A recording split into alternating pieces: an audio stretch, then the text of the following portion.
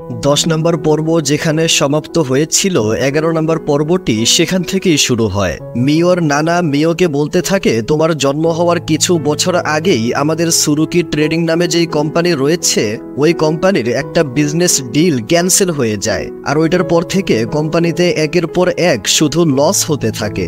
আমরা সবাই সুরুকি ট্রেডিং কোম্পানির উপরে সম্পূর্ণরূপে নির্ভর ছিলাম, সেজন্য আমাদের উপরে অনেক ঋণ হয়ে গিয়েছিল। তখন পরিস্থিতি অনেক গম্ভীর হয়ে গিয়েছিল, কিন্তু ওই সময় একটা পরিবার আমাদের কাছে একটা বিবাহের প্রস্তাব নিয়ে এসেছিল। তারা আমাদের সমস্যা সম্পর্কে জেনে আমাদেরকে অফার দিয়েছিল যে তারা আমাদের সমস্ত ঋণ পরিশোধ করে দেবে, কিন্তু এটার বদলে তারা সুমির সাথে অর্থাৎ তোমার মায়ের সাথে বিবাহ করার শর্ত রেখেছিল। আমি প্রত্যেকটা বার ওনাদের প্রপোজালকে রিজেক্ট করে দিয়েছি, কিন্তু একদিন আমাকে কোনো কিছু জিজ্ঞাসা না করেই সুমি নিজ থেকেই এঙ্গেজমেন্টের সমস্ত কিছু ঠিক করে ফেলেছিল। মিওর নানা খুবই রাগান্বিত হয়ে মিওকে বলেছিল, তুমি কি জানো তুমি কি করেছো? এখন আমাদের উসুবা বংশের রক্ত অন্য একটা বংশে চলে যাবে। মিওর মা বলেছিল, যদি আমি এরকমটা না করতাম তাহলে উসুবা বংশ একেবারে শেষ হয়ে যেত। মিওর নানা বলেছিল, তুমি কিচ্ছু বোঝো না, তোমার কি মনে হয় এটা করার পরে তুমি আমাদের অবস্থানকে ভালো করতে পারবে? মিওর মা বলে, কিন্তু এটা ছাড়া আর কোনো উপায় নেই, আমাকে ক্ষমা করে দিন। মিওর নানা বলতে থাকে, যেই ঘরে সুমির বিয়ে হয়েছিল ওইটা সাইমুরি পরিবার ছিল। যখন অনিচ্ছাকৃতভাবে এই বিয়েটা হয়ে যায় তখন সম্পূর্ণ যোগাযোগ বন্ধ করে দেওয়া হয়, আর এইটার জন্য আমি সুমির কাছ থেকে সম্পূর্ণরূপে দূরে চলে গিয়েছি। মিওর নানা মিওকে বাহিরে নিয়ে এসে বলে, তোমার কাছে স্বপ্ন দর্শনের শক্তি রয়েছে, আর এই শক্তিটা তোমার মায়ের কাছেও ছিল না। তুমি সামনে গিয়ে এই চেরি ব্লসমের গাছটাকে ধরো। মিও সামনে এগিয়ে গাছটাকে স্পর্শ করলে একটা উজ্জ্বল আলোর মাধ্যমে আমরা অতীতের একটা দৃশ্য দেখতে পাই। মিওর মা অর্থাৎ সুমির বিয়েটা যখন সাইমোরি পরিবারের মিস্টার শিনিচির সাথে হয়েছিল, তখন শিনিচি বলেছিল, আমরা দুইজন মিলে এরকম একটা বাচ্চাকে জন্ম দিব যার ভিতরে সুপার ন্যাচারাল অ্যাবিলিটি অবশ্যই থাকবে। বিয়ের কিছু সময় পার হওয়ার পর যখন মিওর জন্ম হয় তখন মিওর মা শুরুতেই বুঝে গিয়েছিল যে মিওর কাছে স্বপ্ন দর্শনের শক্তি রয়েছে। একদিন মিওর মা মিওকে কোলে নিয়ে যখন বাড়ির বাহিরে দাঁড়িয়েছিল তখন সে সাইমোরি পরিবারের মানুষদেরকে কথা বলতে শুনতে পায়। তারা বলছিল যে মিওর কাছে যদি কোনো সুপার ন্যাচারাল অ্যাবিলিটি না থাকে তাহলে আমরা উসুবা বংশের সুপার ন্যাচারাল অ্যাবিলিটিকে আমাদের সাইমোরি বংশে ইউজ করতে পারবো না, আর এটা না করলে সাইমোরি বংশ একেবারে শেষ হয়ে যাবে। তাই মিওর কাছে যদি কোনো শক্তি না থাকে তাহলে শিনিচির খুব তাড়াতাড়ি অন্য আর একটা বাচ্চাকে জন্ম দিতে হবে। এবং মিওর মা সুমি এই বিষয়টা আগেই বুঝে গিয়েছিল যে সে আর বেশি দিন এই দুনিয়াতে থাকতে পারবে না। তাই মিও খুব ছোট্ট থাকা অবস্থায় সে মিওকে বলেছিল, আমাকে ক্ষমা করে দিও, আমার কাছে আর বেশি সময় নেই। তোমার শক্তিগুলো ধীরে ধীরে তোমার ভিতর থেকে বের হতে থাকবে, আর এরকম হয়ে গেলে তোমার স্বপ্ন দর্শনের শক্তি দুই পরিবারই সমানভাবে ব্যবহার করতে পারবে। আর এখন থেকে তোমাকে একা থাকতে শিখতে হবে, তোমার নিজের ভবিষ্যতে অনেক কষ্ট সহ্য করতে হবে। তোমার কাছে কোনো শক্তি নেই বলে তুমি নিজেকে অনেক দোষ দিবে, কিন্তু তারপরেও আমার এখন তোমার শক্তির উপরে বন্ধক লাগাতেই হবে। মিওর মা তার শক্তিগুলো একটা গাছের ভিতরে বন্ধ করে দেয় আর বলে, তুমি পারলে আমাকে ক্ষমা করে দিও। এখান থেকে গল্পটা বর্তমানে আসে। মিও গাছে হাত রেখে তার অতীতের এইসব দৃশ্য দেখে মাটিতে বসে পড়ে।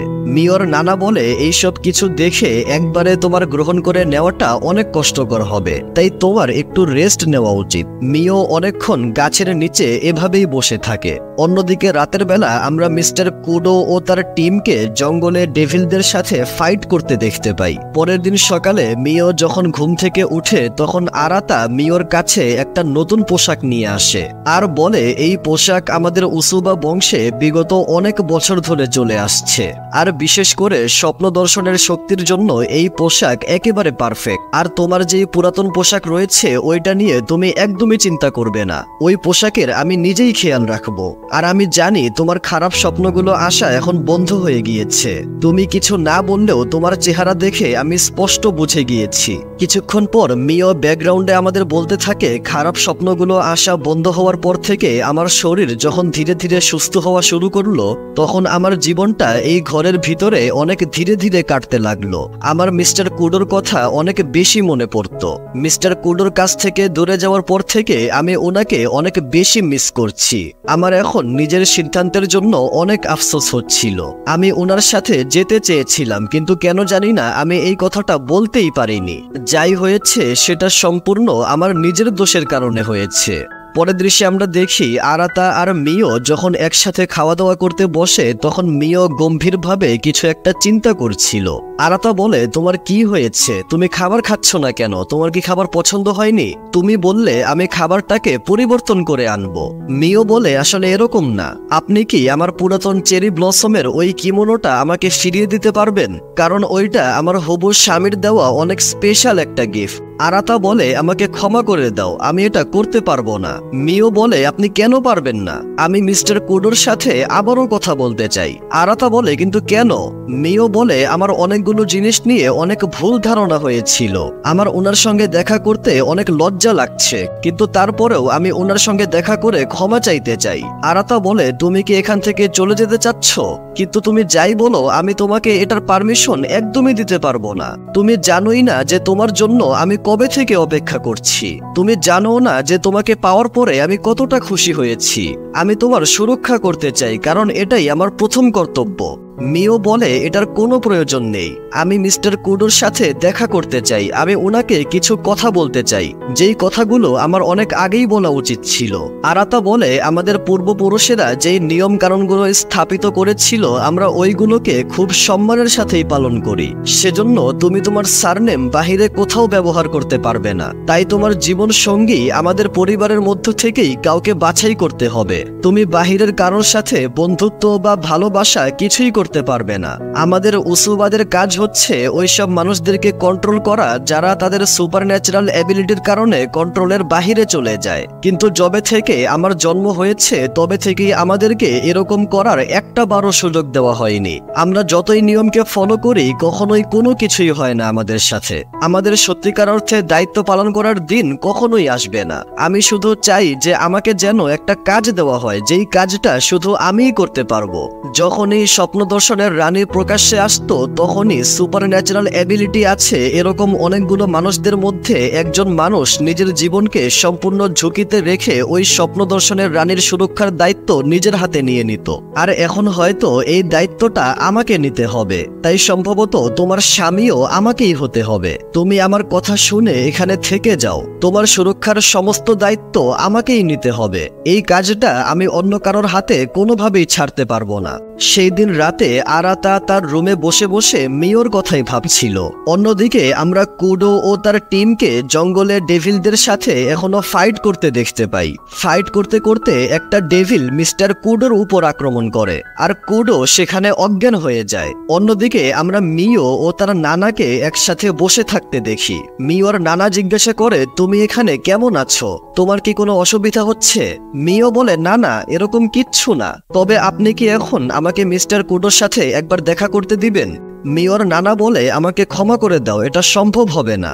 মিও বলে, প্লিজ আমাকে একবার দেখা করতে দিন। মিওর নানা একটু মুচকি হেসে বলে, তুমিও একদম ঠিক তোমার মায়ের মতোই হয়েছ। আমি এখন এই বিষয়টা নিয়ে অনেক আফসোস করি। যদি আমি সুমিকে আমার কাছ থেকে দূরে না করতাম, তাহলে আমি আমার মেয়েটাকে এত তাড়াতাড়ি হারাইতাম না, আর আমার নাতির অর্থাৎ তোমার জীবনটাও এত কষ্টের ভিতর দিয়ে কাটতো না। তোমাকে এত কষ্ট দেওয়ার জন্য আমি তোমার কাছে ক্ষমা চাচ্ছি। আমাদের মধ্যে একটা রক্তের সম্পর্ক। আমি তোমার নানা হই, তাই যে কোনো মূল্যেই হোক আমরা সবসময় তোমার পাশে থাকব। কোনো রকম ইতস্তত বোধ না করে তুমি আমাদের উপর ভরসা করতে পারো। মিও বলে, আপনাকে হুট করে পরিবার মেনে নেওয়াটা আমার জন্য অনেক কষ্টকর হবে। আপনি বলছেন আপনাকে ভরসা করতে, কিন্তু আমি এটা করতে পারছি না। পরিবার মানে কি আমি সেটাই তো জানি না। সবাই আমার উপর রাগান্বিত হয়ে যাবে যখন জানবে যে আমি পরিবার শব্দের অর্থই জানি না। আমি তো মিস্টার কুডোকেও রাগান্বিত করে ফেলেছি। তবে আপনি আমাকে ক্ষমা করে দিয়েন, আমি সবসময় এভাবে ফালতু কথাই বলতে থাকি। মিওর নানা বলে, তোমাকে ক্ষমা চাইতে হবে না। আমার এটা জেনে ভালো লাগলো যে আমি তোমার মনের কথাগুলো জানতে পেরেছি। যদি তুমি অনুমতি দাও তাহলে আমি তোমার নানা হিসেবে তোমাকে কিছু কথা বলতে চাই। পরিবার বলতে তাদেরকে বলা হয় যারা তোমার দুঃখগুলো নিজেদের মধ্যে ভাগাভাগি করে নেয় আর তোমার মনের কথাগুলো বুঝে তোমার উপরের বোঝা বা তোমার কষ্টগুলো দূর করে দেয়। তবে তাই বলে এরকম না যে তুমি একেবারে একজন মানুষের উপর সম্পূর্ণরূপে নির্ভর হয়ে যাবে। তুমি যদি কারোর উপর এভাবে সম্পূর্ণরূপে নির্ভর হয়ে যাও তাহলে এটার মানে এটাই দাঁড়ায় যে তুমি এমন একটা জিনিস তার উপর চাপিয়ে দিচ্ছ যেটা তুমি নিজে বোঝা বইতে পারছো না। তাই এসবের কারণে যদি কখনো পরিবারের কারোর সাথে কোনো মনোমালিন্য হয় তাহলে এটাকে ধরে না রেখে ভুলে যাওয়া উচিত। আর তাছাড়াও এইসব ছোট্টখাট্ট মনোমালিন্যের জন্য কখনোই পরিবারের সম্পর্ক নষ্ট হবে না। যখন তোমার মা আমার কাছ থেকে দূরে চলে গিয়েছিল তখন আমি তার উপর অনেক রাগান্বিত ছিলাম, কিন্তু আমি এখন বুঝতে পারছি আমি তাকে কখনোই বুঝতেই পারিনি। আমার নিজের ফুলের মতো ওই মেয়েটাকে ভালোভাবে বোঝার চেষ্টা করা উচিত ছিল, কিন্তু এখন আমি তাকে সারা জীবনের জন্য হারিয়ে ফেলেছি। তবে তুমিও আমার কাছে আমার মেয়ে সুমির মতোই গুরুত্বপূর্ণ। আমি তোমাকেও সুমির সমতুল্যই ভালোবাসি। এটা সত্যি কথা, আমরা বেঁচে গিয়েছি কারণ সুমি বিয়ে করে ফেলেছিল আর তোমাকে জন্ম দিয়েছিল, আর এটার জন্য আমি অনেক খুশি। তোমাকে পাওয়ার পর আমার জীবনে আবারও শান্তি চলে এসেছে। সন্ধ্যাবেলা মিও তার নানার সাথে চেরি ব্লসমের গাছের সামনে দাঁড়িয়ে মনে মনে ভাবছিল, আমি আর নানাজি আমরা দুইজনেই জীবনে এমন একটা ভুল করেছি যেটার জন্য আমরা আফসোস করছি। আমরা দুজনেই আমাদের কাছের মানুষকে এমন একটা কথা বলেছি যার জন্য এখন আমাদের খারাপ লাগছে। আর আমার মাও ওনার পক্ষ থেকে সম্পূর্ণ চেষ্টা করেছিলেন যাতে আমি জীবনে খুশি থাকতে পারি। মিও এই কথাগুলো বলে আবারও ওই গাছের উপরে হাত রাখে, আর আমরা দেখি মিওর মা অর্থাৎ সুমি বলছে এমন একটা সময় অবশ্যই আসবে যখন তোমার এই শক্তিগুলোর প্রয়োজন পড়বে, তখন তুমি এই শক্তি কিভাবে ব্যবহার করবে এটা তোমারই সিদ্ধান্ত নিতে হবে। মিও ওই গাছের ভিতর থেকে সমস্ত শক্তি নিজের ভিতরে টেনে নেয় আর চোখের সামনে তার মায়ের প্রতিচ্ছবি দেখে কান্না করতে শুরু করে। মিওর নানা বলে, আমার মনে হচ্ছে সুমি যেই বন্ধক লাগিয়েছিল ওইটা এখন সম্পূর্ণরূপে তোমার ভিতর থেকে সরে গিয়েছে। তখন আরাতা দৌড়াতে দৌড়াতে সেখানে এসে বলে, আমি এইমাত্র মিলিটারি থেকে একটা খবর পেয়েছি যে মিস্টার কুডো যুদ্ধে হেরে গিয়েছেন। তার উপরে একটা ডেভিল আক্রমণ করে তাকে আঘাত করে অজ্ঞান করে ফেলেছে। ডেভিলটা তার বুকে আক্রমণ করেছে আর এখন সে অজ্ঞান অবস্থায় রয়েছে। এটা শুনে মিওর নানাও প্রচন্ড অবাক হয়ে যায়। এটা শুনে মিও আর সহ্য করতে না পেরে দৌড়ে মিস্টার কুডোর কাছে যেতে থাকে। আরাতা তাকে আটকানোর চেষ্টা করলে মিও তাকে ধাক্কা মেরে বলে, আমি কোনোভাবেই এখন আর হার মানব না, আমি যেভাবেই হোক মিস্টার কুডোর কাছে যাব। এটা শুনে আরাতা বলে, সত্যি কথা হচ্ছে আমি ওই মানুষটা নই যে তোমাকে এই বাড়িতে রাখতে চায়।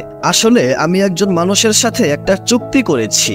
মিওর নানা পিছন থেকে এই কথাটা না বলতে বলে, কিন্তু আরাতা বলে, আমি এখন আর মিওর কাছে একদমই মিথ্যা কথা বলতে পারবো না। আমি যার সাথে চুক্তি করেছি সে হচ্ছেন একজন মহারাজ। সে আমাদের উসুবা বংশের অনেক পুরাতন একটা ইচ্ছাকে পূরণ করতে চেয়েছেন, যাতে উনি আবারও স্বপ্নদর্শনের রানীকে খুঁজে বের করতে পারেন। আর এটার জন্যই সে তোমাকে এখান থেকে বাহিরে যে কারোর সাথেই সম্পূর্ণ রকম সম্পর্ক যা আছে সবকিছু বিচ্ছিন্ন করতে বলেছেন। সে আমাকে অর্ডার দিয়েছেন যে আমি যেন স্বপ্নদর্শনের রানীর সম্পূর্ণ অস্তিত্বকে সম্পূর্ণরূপে গোপন রাখি। মিও বলে, কিন্তু কেন? আরাতা বলে, এটা আমি জানি না যে মহারাজের উদ্দেশ্য আসলে কি, কিন্তু আমি যদি তার কথা না শুনি তাহলে উসুবা বংশের সাথেও তোমাকেও অনেক ভয়ানক থেকে ভয়ানকতম শাস্তি পেতে হবে। যেভাবে তুমি কিয়োকা কুডোকে ছাড়তে পারবে না ওইভাবে আমি তোমাকেও ছাড়তে পারবো না। কিন্তু এখন আমি আমার মনকে পরিবর্তন করে ফেলেছি। তুমি কুডোর সঙ্গে দেখা করতে চাও তাই না? তাই তোমার সুরক্ষার জন্য আমিও তোমার সাথে আসব। এগুলো দেখে মিওর নানা বলে, তোমরা দুইজনই অনেক অসাধারণ। তোমরা যেহেতু এখন বড় হয়ে গিয়েছ তাই তোমাদের পক্ষ নেওয়াটা আমার দায়িত্ব। সেজন্য তোমরা এখনই রওনা দাও। মিও আর আরাতা গাড়িতে করে রওনা দেয়। অন্যদিকে কুডোর এই অবস্থা দেখে সবাই অনেক কান্নাকাটি করছিল। তখন মিও সেখানে চলে আসে। সবাই মিওকে দেখে অনেক খুশি হয়ে যায়। মিও কুডোর হাত ধরে বলে, মিস্টার কুডো এখনো জীবিত রয়েছেন। যত যাই হয়ে যাক উনি আবারও জ্ঞানে অবশ্যই ফিরে আসবেন। আমি কোনোভাবেই হাল ছাড়ব না। আরাতা বলে, তোমার যেভাবেই হোক মিস্টার কুডোকে সুস্থ করতেই হবে। সেজন্য তোমার এখন নিজের স্বপ্ন দর্শনের শক্তির ব্যবহার করতে হবে। আমি এটার কোনো নিশ্চয়তা দিতে পারছি না, কিন্তু তোমাকে চেষ্টা করতেই হবে। মিও বলে, আমি করব। মিস্টার কুডোর জন্য যা করা দরকার আমি সবকিছুই করব। মিওর এই কথার সাথে 11 নম্বর পর্বটি এখানেই শেষ হয়।